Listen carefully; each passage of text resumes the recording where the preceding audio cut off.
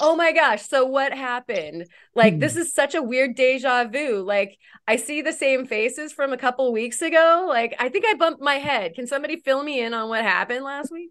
I'm just as lost as you are. We both were just scared looking when that happened. I Yeah. don't know what I just Scared heard. and Kurt well fed because outside.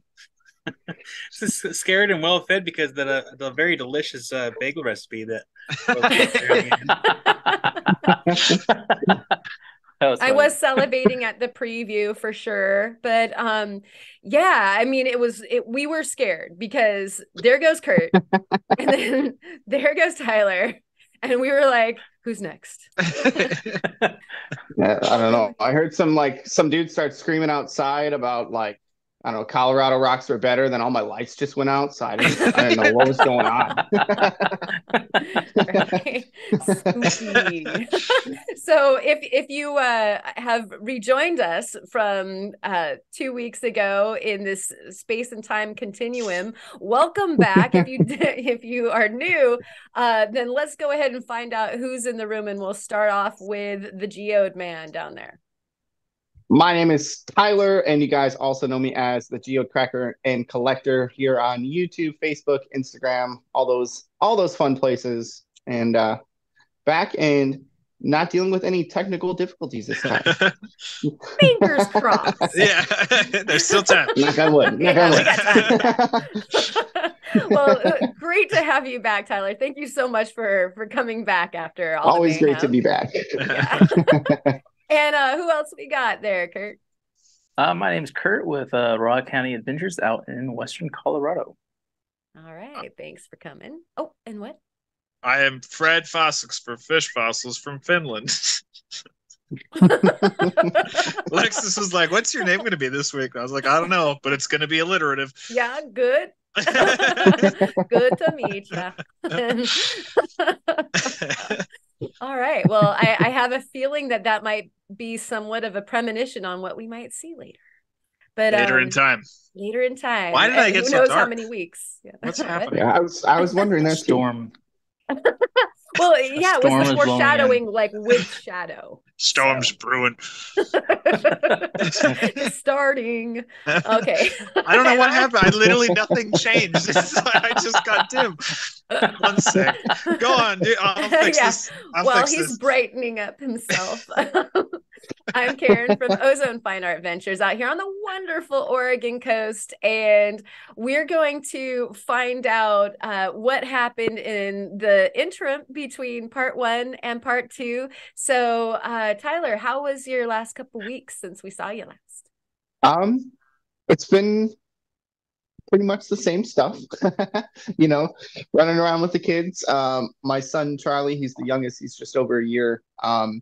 He's definitely more walking than crawling now. So Nice. He's kind of a character. He'll walk around, and then if I go and get a couple feet away from him and I put my hands down, he'll very dramatically and slowly slam his hands down on the ground and then just kind of look up at me and like do a little fake fuss. It's really funny, really cute. Nice. So lots of stuff with the kiddos. Started doing some overhauling in my garage and doing some cleaning. I found a duffel bag of rocks from Kentucky from a trip in 2021. Love that when that happens. Found a couple nice little agates in there. A couple other fossils, things I thought I imagined collecting or forgot them in Kentucky or something. And then also made some big changes on my channel. So I don't know if you guys heard or watched any of my videos, but actually decided that instead of doing Saturday night geode crackings, we're moving it to Wednesday nights. And my wife is going to be joining me for every show now to make sure I don't miss any comments or questions and things like that. So Nice.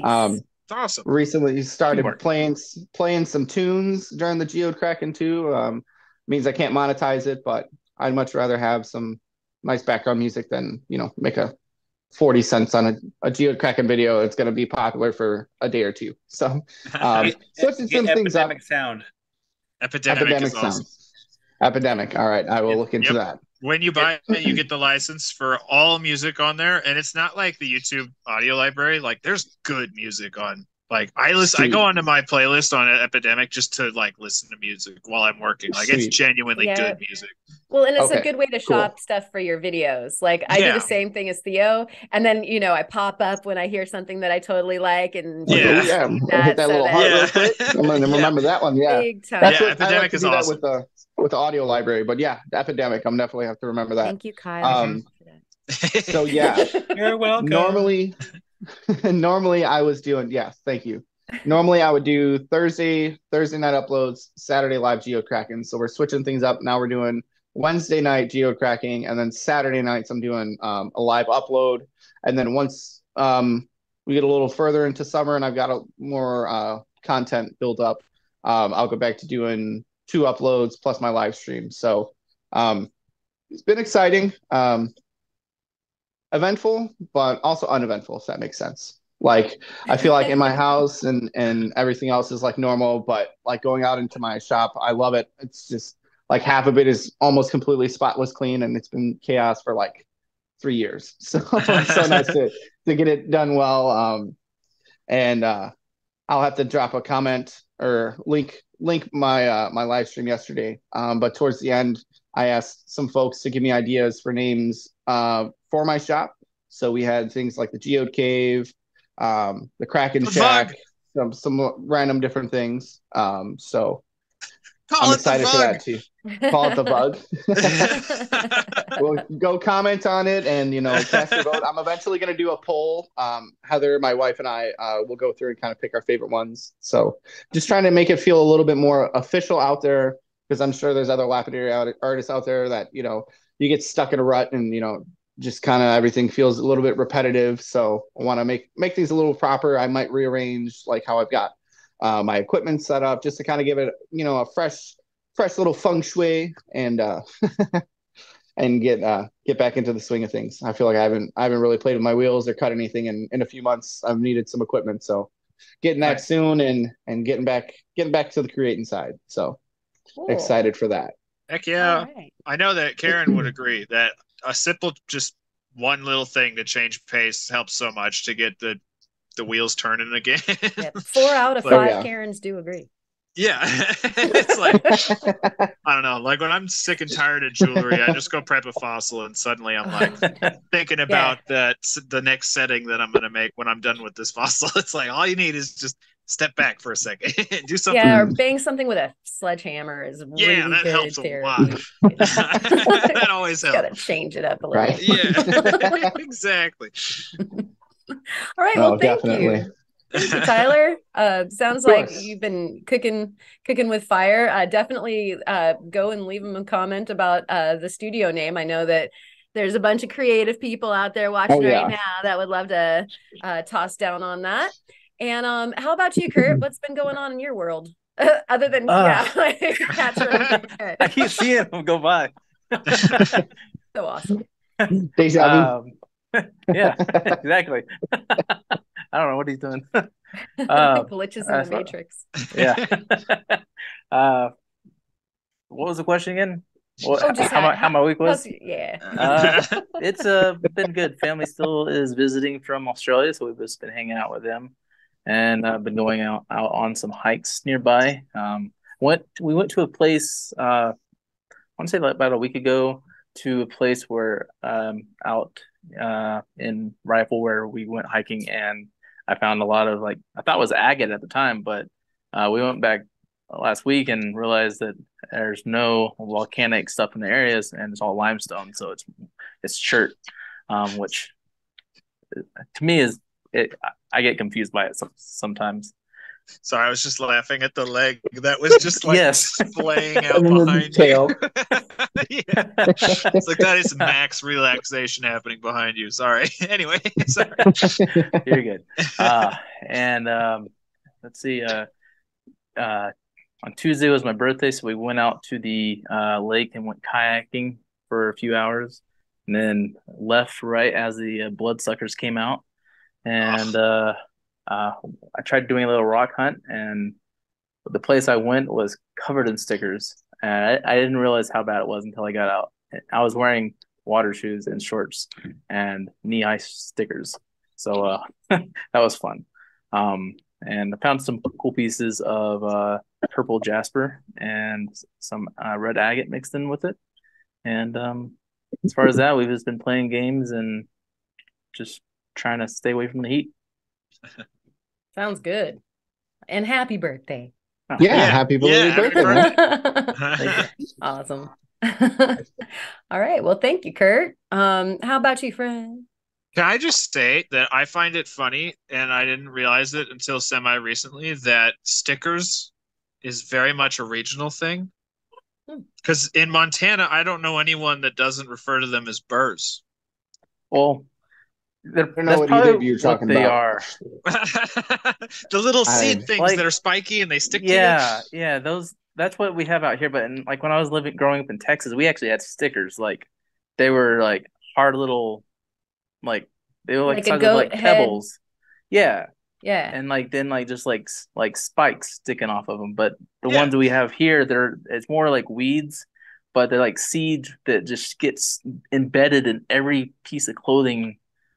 And then just like Your impossible to socks. get out. Yes. Yeah, like against your ankle. Yes. Right? Shoelaces and dog hair. Yeah, I know what you're talking about now. I can't tell y'all what we call them. It's not.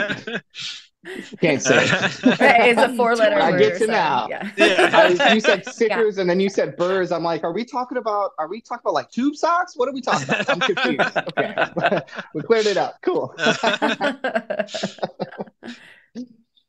Oh yeah, that's man. me. Sorry, my bad. I was distracted. Clearly. What, a tangent? Yeah, me never. So as always, it's been chaos, and it's just going to continue ramping in chaos and busy until the Gem and Mineral show. So I've been doing like 19 projects at once. I'm quickly getting backlog on videos because I'm recording everything. So this past 2 weeks has been super busy. So I went back out on Monday to the place where I found my monster ammonite, and may or may not have found some more crazy stuff. That video is coming out soon, I think.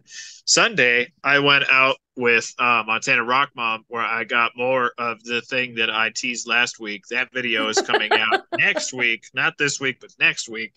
And yeah, it's just been crazy. I ordered a big order of silver, which just felt so good. It was like Christmas when that box arrived because I've been out of silver for so long, and I literally probably won't run out for like probably a year at this point. I have so much silver to play with. So needless to say, I've been silver. It's like you're a silver prepper or something. Yeah. Oh my gosh. I'm so happy. I'm like 5 rings deep already. I had my flat lap broke, so I had to send that in to high tech. So I should have that back by next week at some point. So I literally can't polish anything right now that isn't a faceted stone. Chris has got a busted flat lap right now too. Yeah, it sucks. It's all right.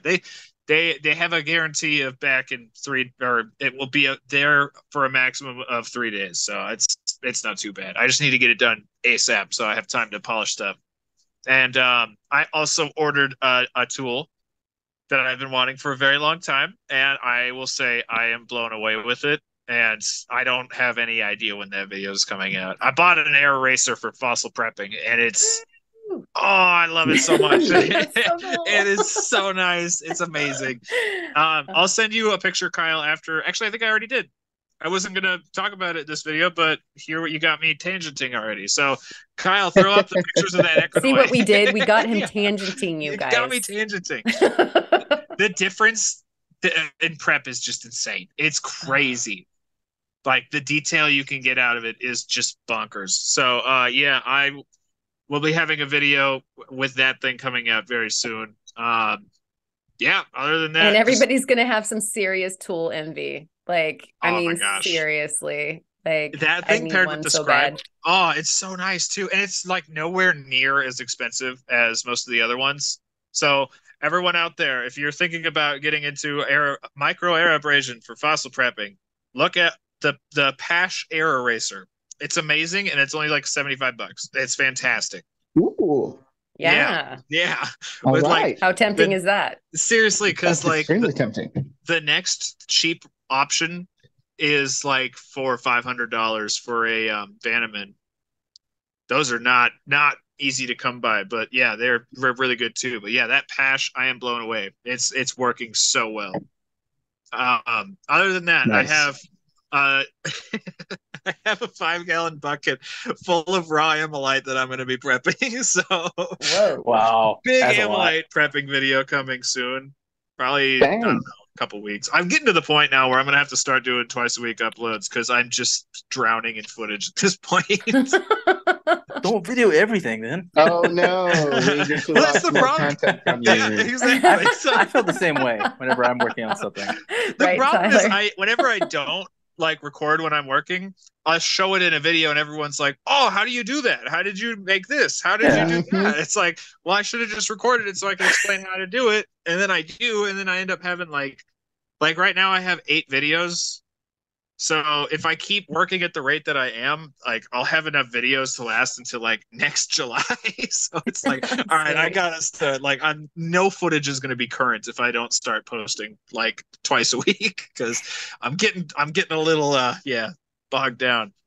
Plus, there's some big things happening in July for Theo. One at the end of July and one actually next week. No, a week after that. Week after 4th of July. Lexus and I are going to the Black Hills. Woo! Ooh. Nice. Rock Shed Very nice. and Teepee Canyon, and I found a site for black and green tourmaline, which I'm super excited about. Ooh.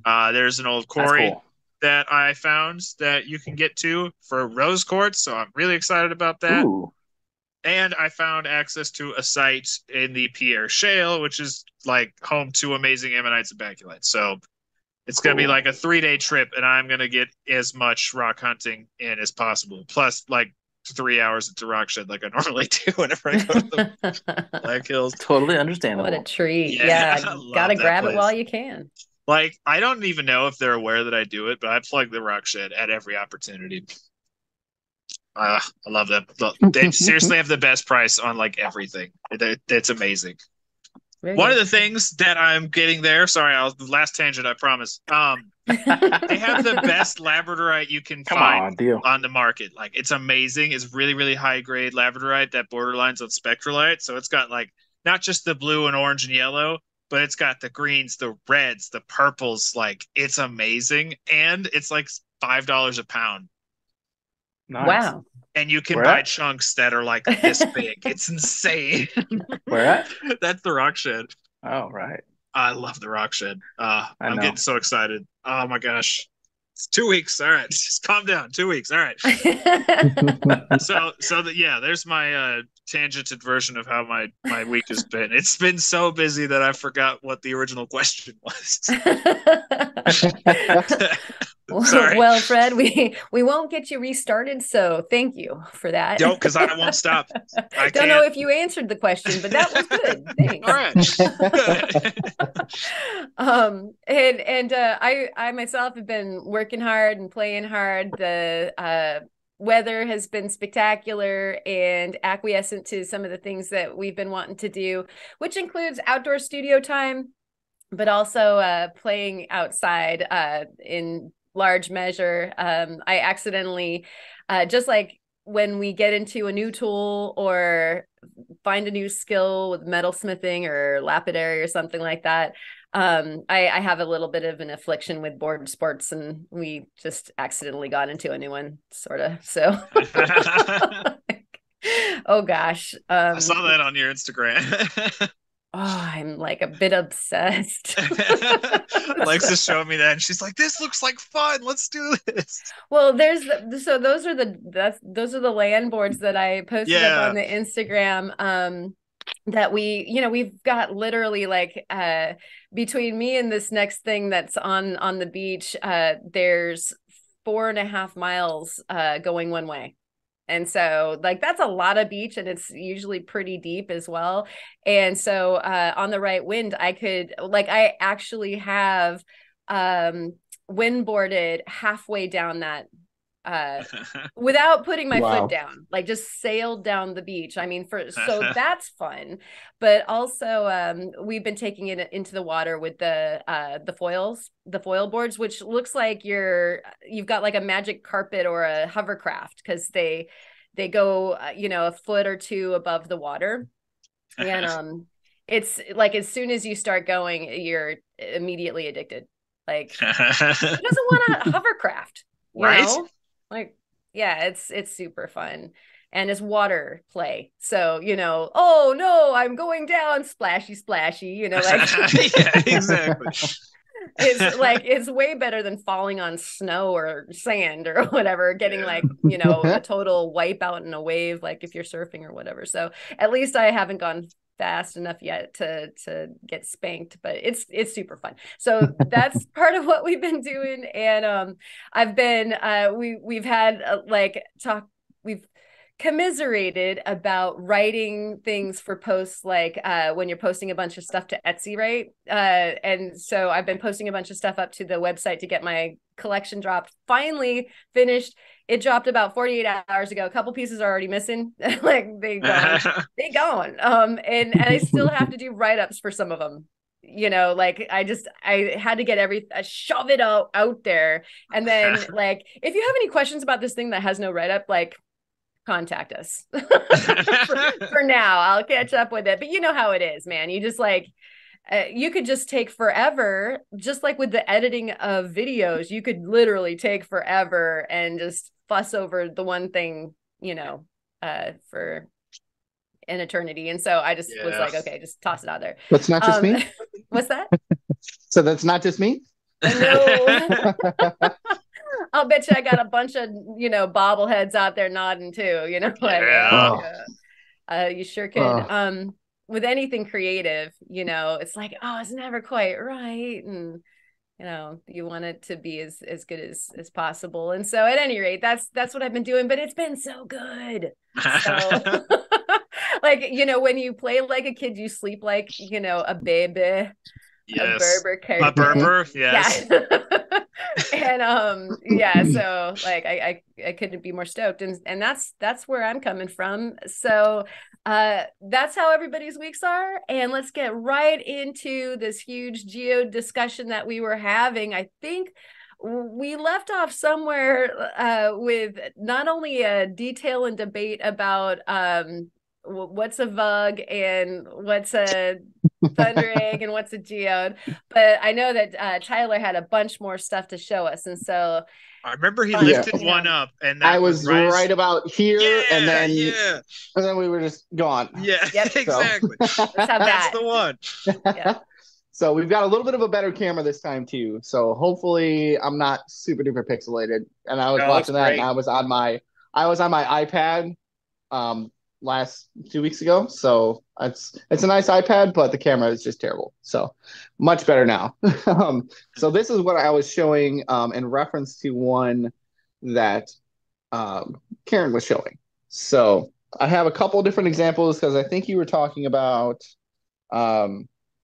or curious about what all those really definite ridges and stuff were on the geode you got from Dustin.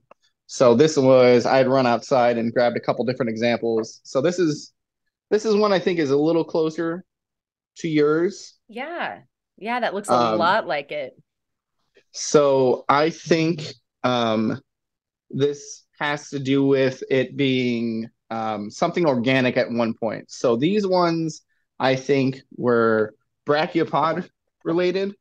And I've actually got another example here, which hopefully you can see it well enough. Ooh, but there's actually some visible shell structure left in there. And it's even got some shimmer, and you can kind of start to see those definite lines and stuff like that start to come in.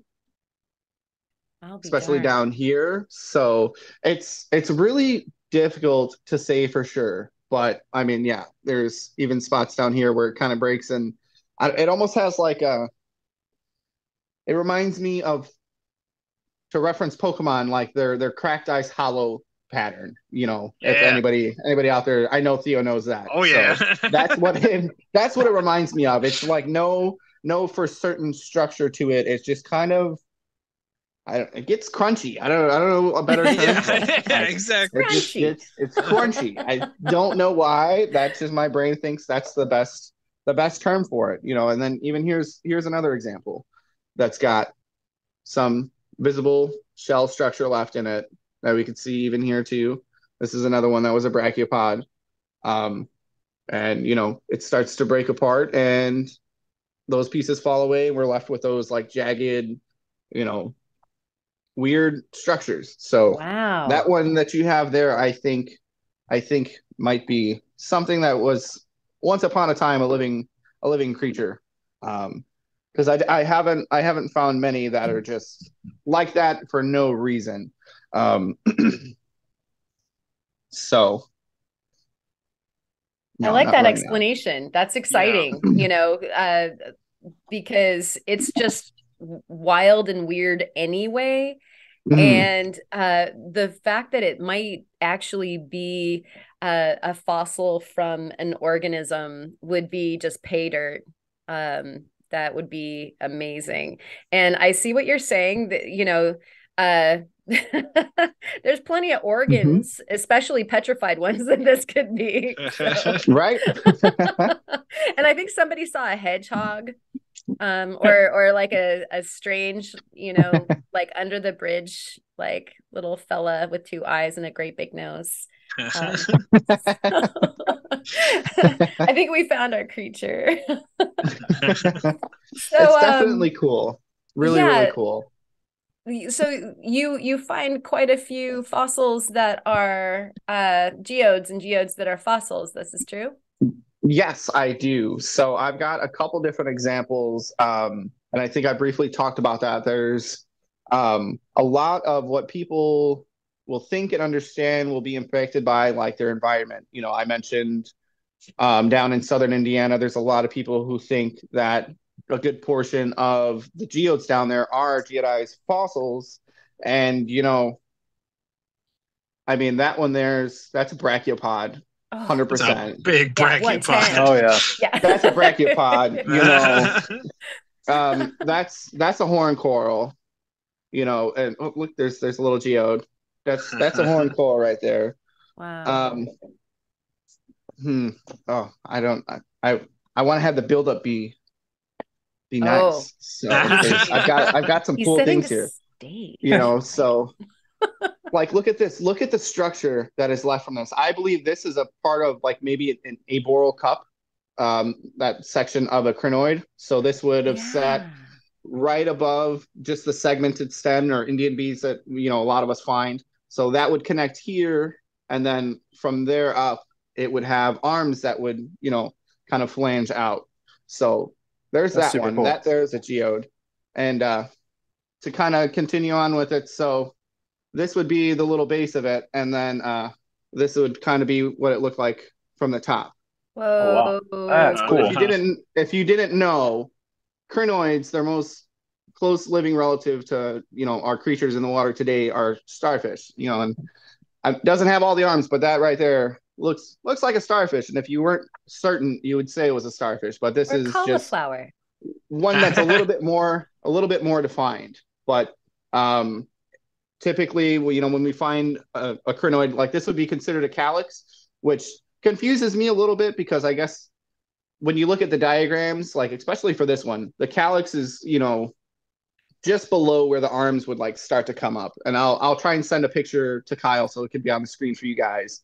But to me, this seems like this is a geodized portion of the arms a little bit higher up. So I don't know if I would call this a calyx or if I want to be difficult and try and call it something else. Sometimes you just got to be difficult. Yeah. But there's some really, really cool things. So some people might not think that, these are actually geodes. So this one is not one I collected, but this is a rugosa, a colonial rugosa. I believe it's a Lithostrontianella. It looks very similar to Petoskey stones, but the one major difference between this and Petoskey's, you see inside of each of those little craters, there's a little nub that comes up. In Hexagonaria, there's no little nub that goes up. Hexagonaria is Petoskey. So I think this is Lithostrontianella. That's my guess. Very clearly a chunk of coral. and then on the other side, Ooh, very clearly, Ooh, That looks Theo. tasty. bam. beautiful. And this is from the Keokuk geode beds. So I want to say it's from Illinois. It may be from Missouri or Iowa. So I just know it comes from the Keokuk area. So really, really cool. Very obviously a fossil, very obviously a geode. So this one, I think some people may say they wouldn't call this 100% a geodized fossil because this is just what's the word? This is pretty identical to what you would find in a regular specimen of this fossil. So normally a geodized fossil is kind of getting blown up a bit. And I should have brought those in. I might pause in a second and grab a couple examples that are still outside. But this is a perfect example of an actual exploded fossil turned geode. So we can kind of see in there's little sections of a crinoid stem. I didn't show this one last time, right? I don't think I did. No. Okay. Oh, this one's really cool. So notice it kind of just blows up. Think of, I wish I had a regular, little crinoid stem, but they're not very big. They are often used in jewelry making in Native American culture. That's why they have a popular name of Indian beads, because they would literally be used as beads. Right there, obviously, that's a little bit bigger than a bead, but we can see those lines, kind of follow around it. And then when we look inside, Oh no! Oh, that's No cool. way. rings Dude. and that's so lines cool. were replaced with Brachiopods chalcedony.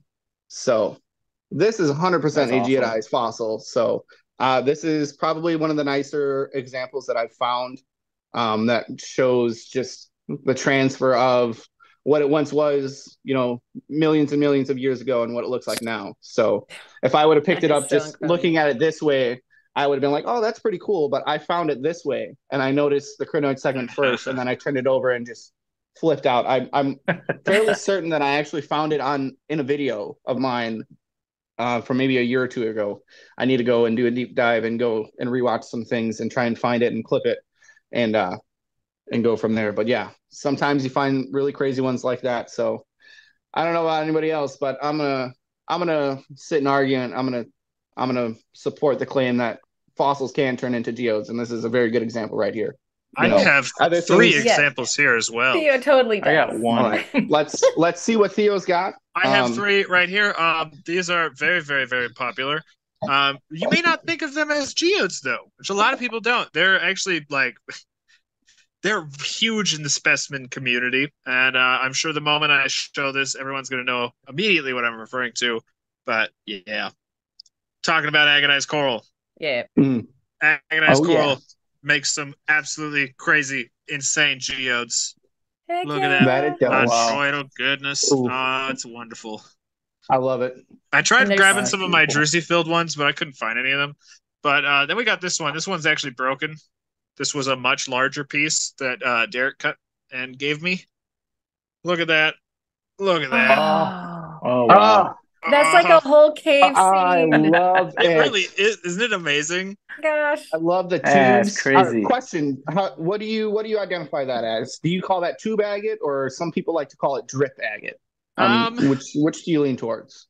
I would probably lean more toward drip, because we actually have tube agate in Montana agate occasionally, and those tubes are really, really I wish I had an example Fine. here.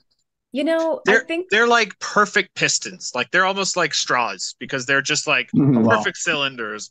These you can tell, if we get up close, you can tell that these two right here are actually just free hanging. So you can tell it's like a little thing that just keeps building on itself. Kind of like oh my gosh, I'm about to lose my Rockhound cred. Yeah, I was just about to say. I can never remember which one's up and which one's down, but one of those stalag things. Yeah. I think that if I understand this correctly, and y'all definitely crowd wisdom us in the comments, but that you usually get the tube agates from a mineral that's growing like in like that linear fashion, and then of course it's getting also replaced by other things around it, and all kinds of stuff is going on, whereas you actually do in, say, like waterline agates. I actually have a thunder egg here that has a similar, little cave. You can see that there's the stalactites or stalagmites that were growing there. A lot of canyon rim have those, and you get what's interesting is that you can picture, like, there's water lines, there's a little cave, and you've got the actual formation of the stalactites, stalagmites in the cave. And so I think that there is a delineation there for sure. Yeah, I know. I wish I had an example here because I have a few Montana agates where they broke like and into that tube, and the separation is crazy. Like they're like a perfect cylinder, and you can actually break the agate and it will pop out as a perfect agate cylinder. And you can actually find those on the Yellowstone, and a lot of people call them agatized bamboo. It's not. It's just kind of like a slang term that some people use because it literally is just like a perfect cylinder of agate with agate banding that differs from the rest of the agate that it's inside of, which is super cool. Yeah, we definitely have the same kind of thing that happens here, and it could be related because a lot of our mineral record here in Oregon is from that same hotspot. So it's doing the same things to like the dirt in different places as it's moving along underneath the Earth's crust. So that makes total sense. So I want to go grab something because I do have another example. It actually just so happens to, I thought of it. It's in the car. I'm gonna go grab it real quick. So I'll be right back. I have two more examples of geodized fossils. So I will be right back. This is the thing I went to go grab. So baculites are actually a species of ammonite. They are chambered, much like a nautilus. When you find nice ones, they can, those chambers sometimes are still voids. And usually, if they are still voids, they will fill with calcite. So I found this when I went out on Monday. Just a little baculite segment, really nicely calcified.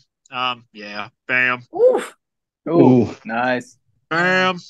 All I can say is bam. Bam. It's really, really, really nice. Wow. Really nice rhombohedral crystals in there. So sometimes you can find nice baculites and then just cut them in half, and they'll be like beautiful little crystal pockets. But I have one more geodized fossil here, and the moment I hold it up, y'all are not gonna know what I'm talking about. Yep, I know where this is going. See this here clam fossil? Yep, from Florida. Ooh, love it. I wish the Zoom would pick up. I've got my UV light. Hold on. Off only that. So does Kurt. Yeah, I got one right here. I have way more, and I probably have nicer ones. This was just the one that was closest. To grab. Well, that's gorgeous. I love these things so very much. We need to work out a trade. I need one of them. I need a clamshell. They're some of my favorite things. I love them so much. I want to go and find them. There's so much cool stuff in Florida, dude. Florida's amazing. All the gators, though. All the cool stuff's in the water, and every post I see says if there's water in Florida, there's gators in it. And I'm like, honestly, I've been to Florida 2 times a year for over a decade, and the amount of times we've seen wild gators is I could probably count on both hands. Okay, that's a little more reassuring.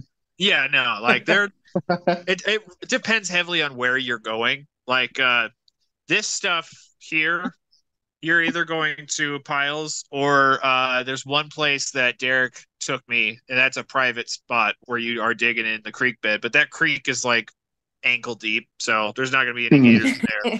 So, you're going to see them coming. That's they'll have a hard time sneaking up on you there. But the Pleistocene fossils, you definitely keep an eye out. But to be worried when Chris and Kyle are worried. It's like we're just walking down this creek, and then they start looking nervous, and that's when it's like, okay, I should be worrying now, I guess.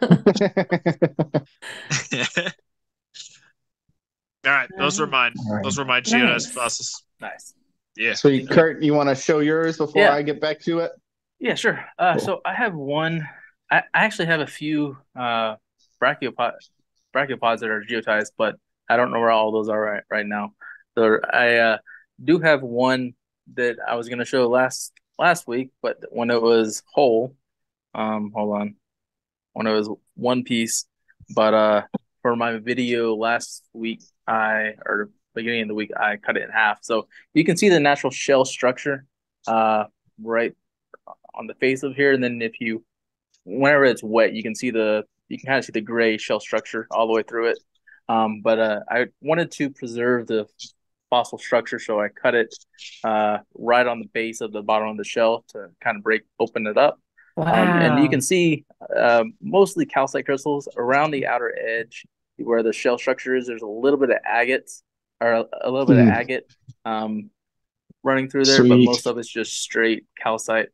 I sent one of these to Taylor Agate a while back, and he cut it open, and it was pretty cool inside. I remember that. Yeah. But whenever I can find the rest of them, I'm going to cut them open as well. A couple of them are horn corals that I need to find that are geotized, and then most of all of the geos that come out of this location is from southern central Kentucky, and it's celestite, dolomite, calcite, and dogtooth calcite. Very cool. This is just one of the broken geos that I broke open a couple years ago. It's just full of calcite and dogtooth in this one. Heck yeah! Wow. So yeah, that's my geotized fossil that I have. Fabulous. Very, sweet. Very cool. That's so cool that everybody had some. I don't. Maybe my hedgehog. I'll find it and send you one. Well, but I just think that that's really cool that everybody had an example of a fossil geode, because I think that a lot of people, when you say geode, just in a general crowd, people aren't going to go fossil. They think, that golf to soccer ball sized orb that has some pretty rock candy inside it. Yeah. So you got more for us there, Tyler? I do. I got a couple more. Couple. I think a never-ending supply. So this one I showed you that had the rings in it. So that's an example of one that has expanded through the geode forming process. Which that's one thing that we don't fully understand yet. And one thing that some folks try and argue. But we've got this little guy here. This is a horn coral. So we do have some beakite replacement, but we can still see some of the actual structure of the horn coral. But this is very clearly, if you saw it from this side, that's a geode. So that one's not really exploded. This is probably as close to normal size as I would say. But then you kind of go down the line in the process. This is another horn coral that's also geodized and slightly bigger. And then if you've seen one of my videos, we also have another geodized horn coral that is pretty massive. So if you look at it compared to a normal horn coral, we can clearly see the structure of it. This one is not hollow, unfortunately. When I cut it, was completely solid. But for some reason, sometimes they blow up and they retain some of their structure. And maybe you say, well, maybe that's just a geodized rhino horn, like you tried to convince everybody with the clickbait. And real quick, since some folks might want to see the cut bottom. Oh, yeah. Stop it. Really pretty. Sorry, Kurt. Sorry. Another example for you. I don't have a regular fossil or a smaller one, but most of us here are familiar with cephalopods, and most of us would identify the basic structure we see here as a cephalopod, maybe some sort of nautiloid. Maybe you see it as something else, but To me, it's a cephalopod. It'd be really cool if it was like a baculite or baculite, however you say it. That'd be pretty cool. But I think it's too geodized at this point to really understand and differentiate. But Kentucky, I don't know what they do down there with their geodes, but they just get big. Real big. Like this giant cephalopod and this giant horn are from the same creek. I found them within like 50 yards of each other. Dang. And this one was actually pretty hollow inside. Oh, wow. So really cool. Let me get a little spritzer over here. So we do have a little bit of agate going on inside of there. I wouldn't fully say it's Kentucky agate. I would just call it agate. It doesn't have your stereotypical Kentucky agate colors, but we've got a couple more like fortification spots here and there. We do have some pretty small, I would call it like almost like micro Brachiopods chalcedony. I mean, much smaller mounds and bubbles than I would anticipate to find in a big old geode like this. Here, I'll show you this last side. Ooh. This one's got a nice cavity inside cool. of it too. Oh, yeah. So yeah. Yeah, and that's another fun, awesome thing about science and rocks and things like that. And you know how we briefly talked about how everything's just pretty much theories, and I don't want to go down that rabbit hole again and have a mental crisis all over again. But some people may say that fossils can't turn into geodes and get big, but I will always whip out the rhino horn and be like, okay, well, you're going to tell me how this just happens to happen out in nature? Just we have this whole horn shape. I have the bottom slice of it somewhere, So I'm always going to fight to defend that there are absolutely geodized fossils out there. There are some folks out there that are adamantly against it. But you know what? To each their own. And the proof is in the pudding. And I've got a whole lot of pudding right here. So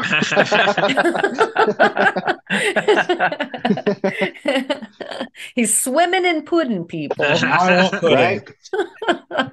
And now Kyle wants his pudding. So I think that's super super duper cool, like I said, about the fossils.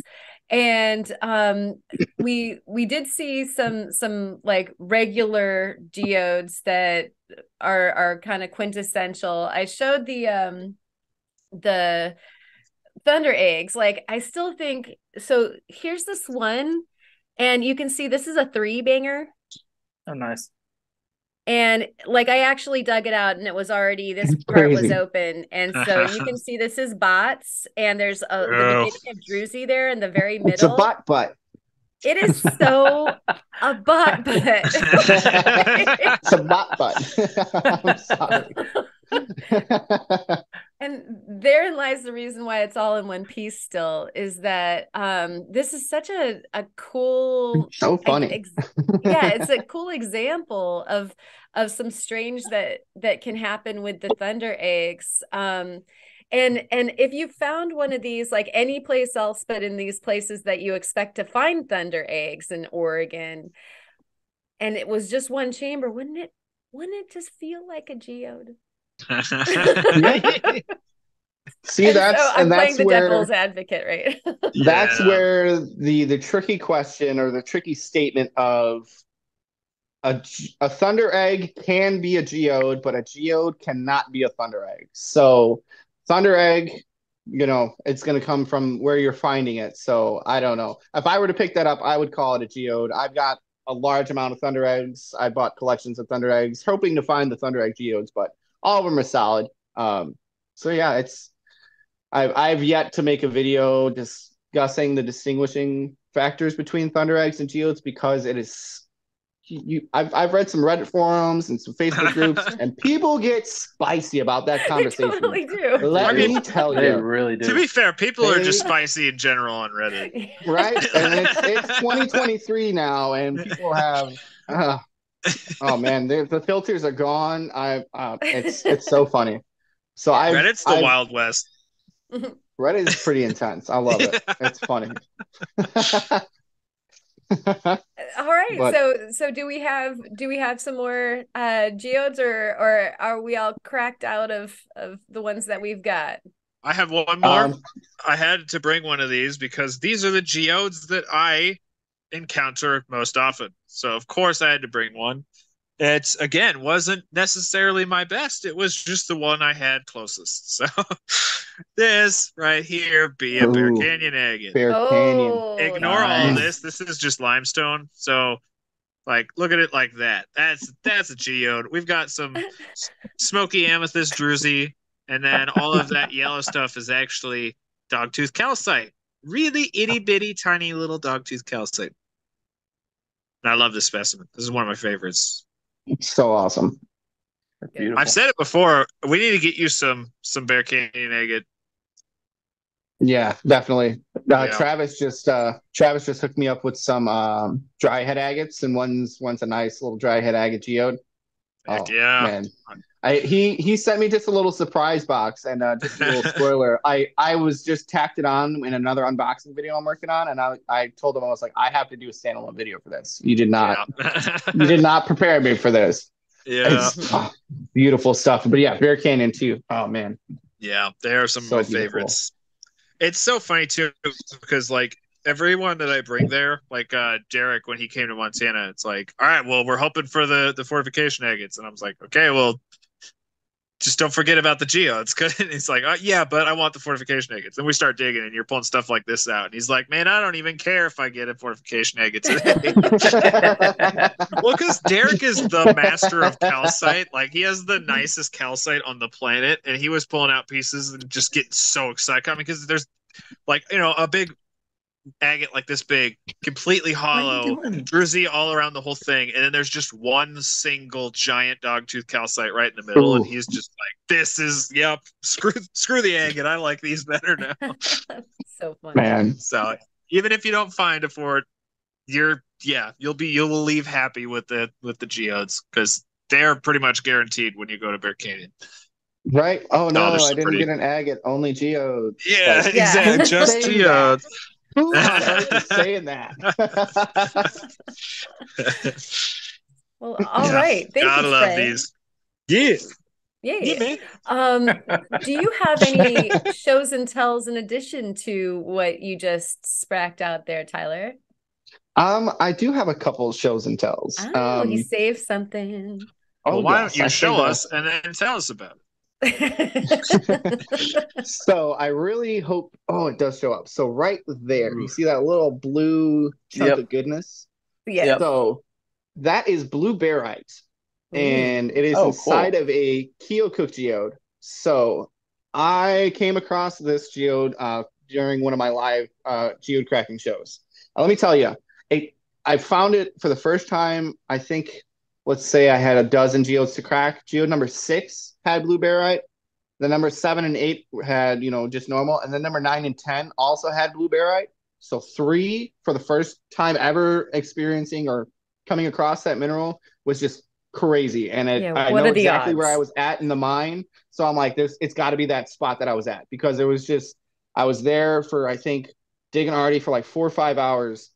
And I'm like, I've got an hour and a half left.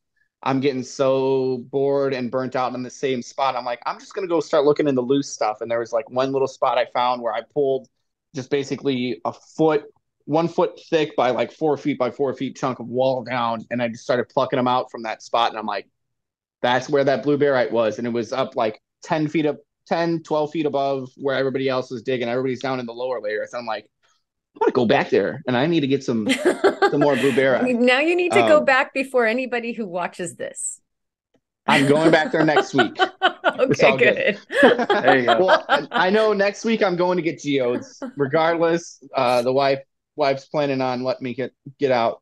And I'm torn. Last time I went down to Indiana, I got to meet up with Blind Squirrel Rocks and do some fishing with him, and had a great time fishing. And then we had a great time rock hounding.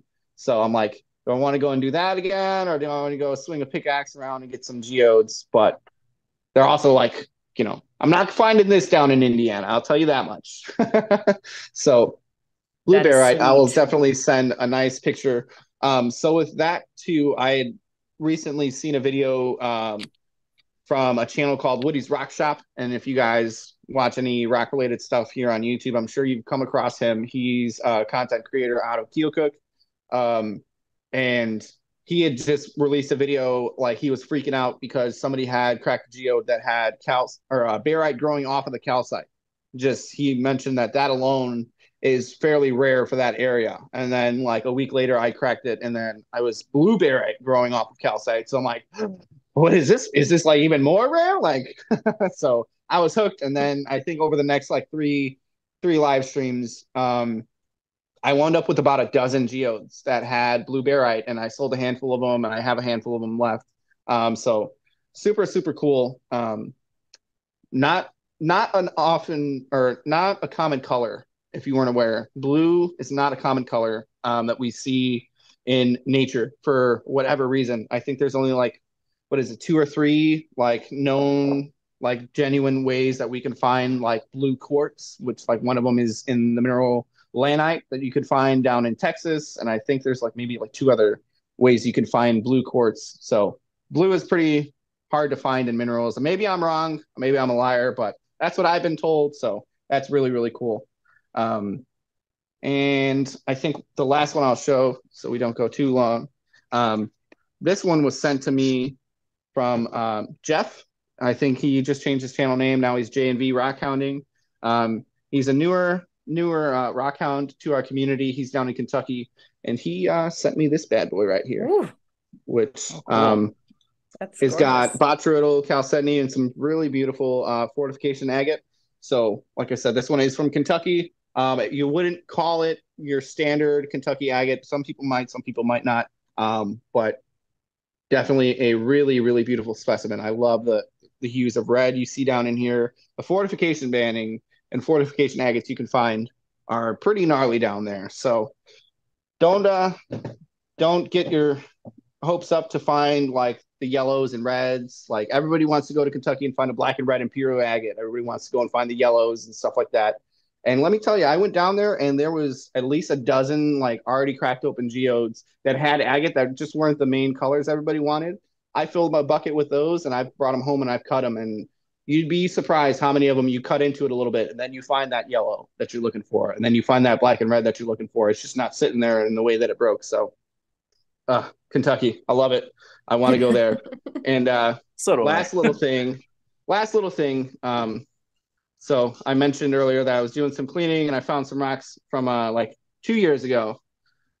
And I found this little guy, which I'll send Kyle a picture. So fancy. It's probably really, really shiny, bad glare on it right now. But I feel like this is such a patriotic agate because of the colors in it. Like it's just red, white, and blues. There's a couple different hues of blue. But I am all about color contrast and stuff that just grabs your attention. It's some of the things I collect and minerals I find or even buy. Like I hardly ever buy anything, but I am all about the nice smack in the face color contrast, like where it's all blue and pale, and then you just have that vibrant like electric red and yellow that just pops up in there. So cool. And I think that's all, because if I keep going, I'm going to get over there and then I've got like, and then you're going to get over there and over there and over there. Oh, yeah. And I think I had someone asked to see, this is my nicest specimen of Illinois fluorite. So you can no longer go and mine this, unfortunately, because they closed the mines, I think, a few decades ago. And just a couple of years ago, they actually had to, or maybe just last year, they had to close the tailing piles because not so great people were going and doing their recreational things and losing their lives. So a bunch of dummies ruined it for the people that actually went out there to enjoy the space and the culture and history, and some dumb people ruined it. So now it is extremely hard to find Illinois fluorite. So I'm probably going to hang on to this for a long time because I don't know when I'll be able to find another piece as pretty as that. And I know there are lights on, but you can still see that beautiful, beautiful deep blue. Yeah. And I think we've got some yellows and stuff, floaters in there, but love it. Happy to have a little piece of Illinois history. But yeah, mine that to oblivion for our toothpaste. So now we can't find it no more. Well, thank you for all that. That was amazing, captivating Yeah. bunches of rocks there. Thank you. Of How course. about you, Kurt? I don't have any more show and tells. I was going to show that pendant I was working on from a few weeks ago of calcite, the rainbow inclusions, but I'm going to hold off till next week. All right. Sounds good. Well, there's a cliffhanger for us all. We have something to look forward to. There you go. Hey, Kurt, what's that little box there behind you? Which one? The little one. There's two little ones. Well, I there's a have little the one, big there's a one. bigger one. Yeah, I have the big one, but what's the little one? The little one. Did I not say that last week? I I don't I think didn't. you got Okay, to. well, Yeah. okay, well, my channel is now sponsored by UV Beast, but it's backwards from the camera. But no, it's forward No, We facing. can read it. We see it good. Oh, okay. Well, I'm Yeah. sponsored by UV Beast, and they sent me one of each of their UV flashlights, the V3, and then the large 365, and the 365 mini. So Oh, nice. I get to play with them and make content, and as I post videos every other week, I'm gonna try and include a UV light rock hunt or a cutting video or something of the sort with UV lights. So Sweet. I'm Yeah. excited about that. Is Congrats. UV Beast, is that Renamaki's company? Or What? what's his? I can't forget. Is that Eric Renamaki's company, UV Beast? No. Or? He strictly, I believe, what is that other brand? Yeah, I couldn't recall. I know he Starts just with a released C, but he just released a UV light recently. But Yeah. this is not that brand. This brand is based Okay, out of Oregon. sorry. Gotcha. Gotcha. They mostly sell through their website and on the Amazon storefront. And they don't have a affiliate program yet, but they said they're working on it, and they're also working on producing a shortwave 365 light. Like these are all long waves, and the short waves will help produce more color and pop Sweet. on the mineral. So Awesome. yeah, Good catch, Kyle. Thank you, Kurt. yeah. Thank you for that. Thank you for that idea. Yeah. I've been seeing so many different bugs that fluoresce and plants and stuff. That's pretty cool. And cheese Right. nips. Right? Yeah. And Cheez-Its. And Yeah. and Cheez-Its and frogs. and Cheez-Its stuff, yeah. glow? Yeah, I was gonna say. Remember, Yeah, he Cheez-Its sent us glow. pictures of the glowing Cheez-Its. I was going around the house with the UV light, and I was like, I wonder if Cheez-Its glow, and then they glow white. And then if you hold the UV light against the Cheez-Its and then turn it off, it has that afterglow effect. And I was like, what am I putting in my body? Right. Because Hold there's on. a lot of phosphorus He inside goes of and milk. gets a box of Cheez-Its. I You gotta turn had your 3 lights off. boxes of Cheez-Its. Kyle just shows up. Not sponsored. Wow, What Kyle's the like, who's got Cheez-Its? What? Oh wow, he's experiencing it for the first Yeah. time. Yeah, man. Dude, Yeah. hold on, wait, that's the white cheddar. Hold on, I got original cheese. I got Oh, it. I test both. Super white cheddar, actually. Hold on. All right, for science. Dude, what the heck? I'm saw it a here. little frightened by the fact that Cheez-Its glow. That's how I was, but then Theo gave Yep. some awesome information and helped Yeah. explain that. It actually Theo. is a sign that they're using good quality ingredients because there's a lot of phosphorus inside of dairy. Okay, good. Hallelujah. I was gonna say Yeah, my kids love Cheez-Its. This will last me a week and a half. Yeah. These are family-sized boxes. Yeah, Kurt sent that video of it phosphorescing, and he's like, "Should I be worried?" It's like, "No, actually, you just confirmed Cheez-Its are pretty legit." All right. Good job, Cheez-Its. Yeah, good on you, Good Cheez-Its. job. I'm proud. Wow. Where will this take us next? I I have don't no know. idea. Fred. I can't top glowing Cheez-Its. Right. So last time I teased that monster ammonite, it was still in the Matrix. Well, it's out of the Matrix now. I extracted it. That was last week's video. If you want to Ate watch the other that. pill. Yeah. Oh my gosh. Hmm. That thing is so nice. I couldn't do the full polish that I wanted to do. I didn't bring it with because it's gigantic, but So it's not here; it's at the shop. But yeah, I think it was 13 or 14 inches across, like in diameter. I mean, the thing's huge. If I hold it up next to my head, it's like literally the size of my head. The thing is huge, but it's super nice. Wow. It came out pretty well, and yeah, that's one heck of a specimen. Love it, love it, love it. And I have I have one more show and tell, but I have to go grab it. I'll be right back. Sweet. Now you're gonna take your light with you every time you're eating something, right? Right? Yeah. I don't know if that's a good idea. Like there's boxes of cereal behind me. I'm gonna start like checking everything. I don't know if I want to do that. I'm betting that Lucky Charms like totally. Oh my lays- gosh. Oh yeah. I Yeah. bet so. Take it into the I'm having bathroom. Lucky Charms right now. No. No. Don't No. you? Maybe I will take it in my wife and I's bathroom upstairs that we can, keep and maintain. Not the one for the kids. I don't want to see that. We're gonna see little handprints everywhere that are just completely invisible. I was doing it on the roof, and there's random handprints on the roof. It's like, how else get there? I can't even touch up there. Oh, that's funny. Oh, backup cat Oh, there he is. going crazy. Un gato. Does he have like a little patches of white? Looks like it. That's cool. We can't hear you, Fred. You're You're muted. muted. Oh no, my handlebar mic was in the wrong place. So we think he's a Maine Coon.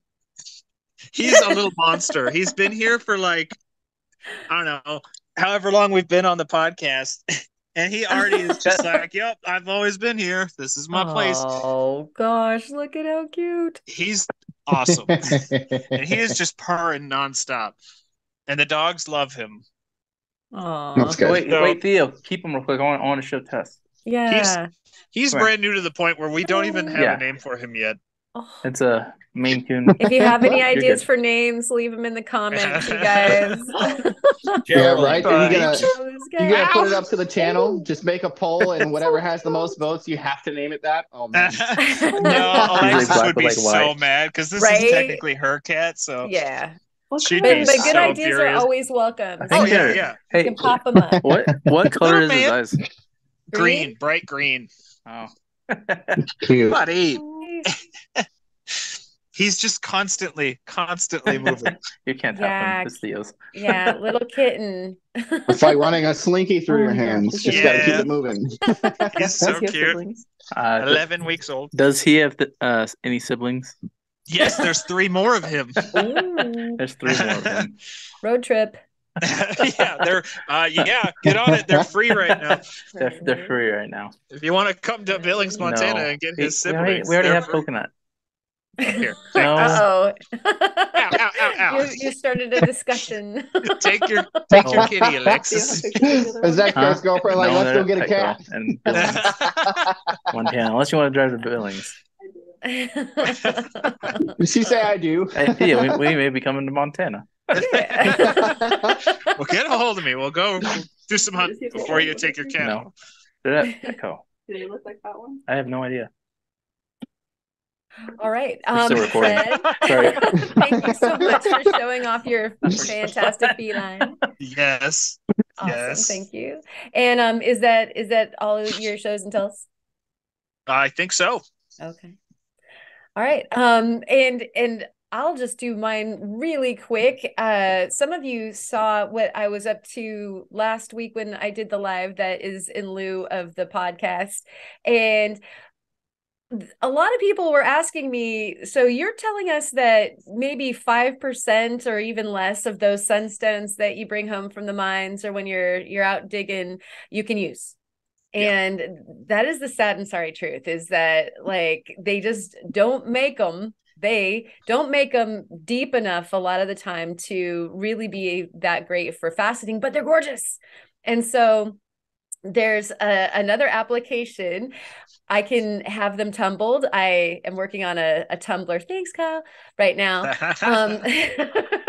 But they're gorgeous when they're polished that way. Thank you. And And so I have been drilling some holes in the sunstones and creating stacked jewelry. And so I have like this bracelet that I did. Yeah. And so you guys have all seen like chip jewelry, and it's almost like the sunstones, because they are shattered in the basalt, already are kind of chips to begin with, sadly. People know about the feldspar too, that has the perfect cleavage, and so sometimes you think you have one that's great for the faceting, and it tells you about halfway through your polishing job, whatever, however many 10-20 hours into doing it, that I've had that happen. It hurts really bad. Yeah. But the worst is when you are almost done and you're going to take it off the dop.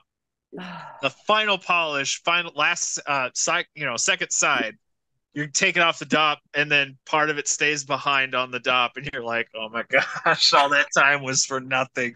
That was my very, very first one, if you guys remember, was the glue was holding it together, that was holding the stone on the dop. Like, it had broken somewhere along the line, and I just didn't know. And then, I put it in the acetone, and then there were like, and then there were two. There was two, yes. Exactly. And there's incredible heartbreak there, but it's nice that that there is something that can be done with this amazing, like, they're just little pieces of sunshine. There's a reason why they call them what they do. And there's ones with schiller that you cannot use. They've got like this gorgeous blushing schiller, and they're like 2 millimeters deep. You're like, what do I do with you? And so making, like, I've got some hair sticks that I've been making, and some dangling earrings. There's like a little picture that has all of the above in it, the bracelet and the earrings and the hair sticks. And so it's been a fun voyage to be finding, like, I just can't stop playing with them. I've got like as far as the tumbled ones, I've got this whole thing. Nice. Almost none of these can be faceted at this point. I've sorted through them, and there's got to be over 100 stones in there. Like, they need homes. That's crazy. Yeah. So, and sad. It's just so sad. It's kind of like the kitten, like, they need to be adopted. And so I'm making them adoptable on earrings and things. And so those are all dropping on the website right now. And it's been fun to be creative, to think outside of what your usual application was going to be, and what can you do with that. And that actually leads us into the words of wisdom. And I'll just go ahead and start us off with that, is what can you do with the leftovers? Or, if you've got an overage, what wonderful application can you find? Like Tyler's geode garden, there's something that can be done with the extra stuff. Or like, I know a lot of people that inlay rings with, some of the chips. Like, if you're an opal worker and you have like an opal explode on you, then make an inlay ring with it. There's just all these things that can, at the very least, patch up your broken heart a little. Make keeper. Make it a keeper. So that works with the big picture too. Like, if you've got some leftovers in life, go ahead and make something creative out of it. So, like resin bookmarks. Oh, cool. We've got peridot, too small to facet. We've got obsidian flakes, which are really cool, and we've got Mexican fire opals. Ooh. And we also have like probably 50 more somewhere that I don't know where they are. Oh, wow. And one could be yours for only 3 payments of $19.99. Exactly. It's like I read your mind. There was unagi involved there. Like, for real. Like, Alexis and I have been making these for like 2 weeks now. These will be for sale at the Gem Mineral Show. But it's been such a fun way of like repurposing all the stuff that's just like too small to use, like just too little. But it's, you don't want to beautiful to pass by. Yeah, exactly. like this is probably my favorite example. It's like you can't really do anything with Peridot that's small, but it makes for a real pretty bookmark. Let me tell you. How thin is it? Is it like 16th inch? Probably about that. I haven't measured them. I just put it in the mold and yeah, probably about that. Actually, I made a really cool discovery. I don't think they're here, but I put some tiny little baby quartz crystals in one of them. When you hold it up to the light, they prism. No. When you suspend a clear quartz crystal in resin, the whole thing prisms when you shine a light through it. It's crazy. It's insane. That is cool. If I can find them before, actually, no, at Kyle's editing right after this, I can't do that. Next week, remind me to bring prisming bookmarks. Stay tuned for next week when Theo. Awesome. Oh, I mean Fred. Sorry. Cool. Fred. Yes. Yeah. Fred. All right. So thank you for that. We're double wise as far as reuse goes. How about you, Tyler? You got some wise? I would say I don't really know how to word it, but like I mentioned earlier, for me to kind of get past the mental block and creative hurdles, just kind of, reorienting yourself and do a little reorganizing, revamp your workspace, add something to it, take something away, just make it feel different, make it feel new and make it exciting and, get back out there. So, I mean, even just talking about it earlier and, pretty much stayed in this seat and now like my head's like, I really want to go out there and move some stuff around now. Like, I really want to start playing with some things, like just sitting and talking with other creators, just definitely, that helps. So, surround yourself with the people that do what you do, and don't be afraid to just go back to the drawing board. And sometimes you just gotta restart. Even if it's with a piece or if it's even with your workspace, sometimes you just gotta go back to the beginning and just think and just go from there. So I think it's kind of reuse and recycle kind of falls into what I was saying too. Just more environmentally. So I think that a lot of people have, hit a stagnation point, especially if you work at home. We've been at home for so long, we were made to stay at home and then we're at home, and you know what I mean? And so this is so valuable for you to bring that up. I think that that's great, Wise, because we do a lot of tedious work in our studios, like lapidary, let's face it, like there's a lot of the same. Absolutely. Yeah. Yeah. You gotta be a special kind of person. Yeah. That's great. Thank you. Yeah, you're not getting any arguments out of me. It's true. Yeah, you kind of have to you have to be able to learn to love tedium to be into lapidary, because it's a lot of like, all right, do this step 6 times. There you go. Yep. You have a polished stone. Or you for an indefinite amount of time. Yeah, exactly. Like you don't even know when it is supposed to end. It's just like when all the sketches are gone. Yeah, exactly. Like whenever that is. Like, well, how long does it take? You'll know. Like, okay. All right. That's comforting. Sorry. Yeah. Perfect. No, definitely. Just gotta embrace it. But especially me, like I've got pretty bad ADHD, so I can absolutely, ADHD start a project and domino, and I've got 6 projects that are going now, and now I'm kind of more into the opposite effect. It's like, okay, I've got this project I need to do, this project, and it's like my brain is like, no, too much. So it's for me, like, even like I said, just even thinking about reorganizing and moving things around, like just even that, like, okay, now I'm not gonna, when I'm cutting, I'm not gonna be sitting and staring at the same spot on the wall. I'm gonna look and stare at a different spot on the wall. I can examine that now and get familiar over there. So there's just so much that ties into it. So yeah, it's awesome. I love it. I found that balancing distractions is the best way to be like hyper productive. So like load the saw. That thing's slabbing. While it's slabbing, I'm gonna do some silversmithing. All right, that solder's done. Into the pickle. While that's pickling, I'm gonna go over here and work on my air scribe for a little bit. Then the saw drops. All right, I need to go do that. All right, get the slab out. All right, the pickle's probably done. I could probably get to the next step of that project. It's like I feel like anyone watching me work on an average day would just get whiplash because there's like no method to it. But it's like I have just all over. trust action. Yeah, exactly. It's all over the place. I keep a dry erase board with like the things that I'm trying to work on so that I don't lose track of the things I'm trying to work on. Exactly. It's like, I probably step in every square foot of my shop every day. That's a happy shop. It is.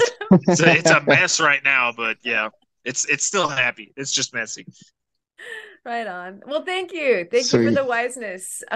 Kurt, you got some wise for us? Yeah. I plugged my phone in, so I was able to make it back in time. We're so happy that you did. Yeah. Like I'm trying not to stress out when I see somebody go now. Yeah, it's like, oh, not again. Let's see. Where's was make sure you always have your phone charged. That is good. Make sure you whenever you are going out rock hounding or exploring or hiking, make sure you let someone, if you're going by yourself, make sure you tell someone the general area or your location where you're going, so in case there's a like flash flood or wildfire or mudslide or anything of the sort of happens, someone knows where you are and can track you down if you don't get back into service or whatnot. So, and to add to that, if you are ever in a situation where you are lost and you know your battery is going to die in your phone and you can get to someplace with signal, change your voicemail to tell people where you are, last time you saw whatever landmark and stuff like that, because regardless, your phone dies, that'll keep playing to whoever calls you. So I actually saw that on Facebook the other day, and I was like, that's a really, really great smart thing to think of. So piggyback on that. Yeah, that's smart. Awesome. We're trying to be smart here. Right? Be smart, be safe. You want to come home and you want your rocks to come home. So So my words of wisdom this week are if you really, really like rocks, you should come see me at the Gem Mineral Show in August. And I want to meet you guys. And I'm doing a meet and greet. So you should do that. You should come to that. And also, there's a Facebook page. You should go onto that Facebook page and say you're interested, because it helps everyone know that I'm worth bringing. That is a mission. You have your marching orders. If you choose to accept them. So this message may self-destruct. It might, It might. There's definitely, So if you're in the Montana, Wyoming, Idaho, Dakota area, you should come see me on August 4th at the Billings Hotel and Convention Center. If you can't make it during that time, you should go to the Facebook page and say that you're interested, because it's a nice thing to do. I will do that. In fact, I can send the link to Kyle so he can put it in the video description. There we go. It's in there. Put it in the description, drop it in Discord. And every single video I post until the show, it will be the pinned comment as well. Good idea. Good to know. Yeah, excellent. We're all looking forward to seeing you. Those of us that can make it out to Billings. Yeah. One way or the other, hopefully seeing you at some point. Yes, hopefully. Okay. Yeah, and decide if you're going to go live or not while you're there too. Yes, so can't make so it. I talked that could be another option. Yeah. So I talked to one of the people that runs it, and they need to get like permission from the other sellers, like make sure everyone's cool with it. But yeah, if they're cool with it, I definitely am going to be. Because they asked if I would be willing to do a video of like setup day, but if everyone is open to it. And I'm like, honestly, I don't know if I'm going to have time to edit a full video. So it makes more sense to just go live, walk around, go live, talk to all the vendors, and then it just instantly gets posted the moment the live is over. Yeah, that's a good plan. Solid. Do it. Yeah, and that will be the first live on my channel. Oh gosh, hello, Dante. Hey, Dante. What a way to have your first. Yeah, it's right. Fun.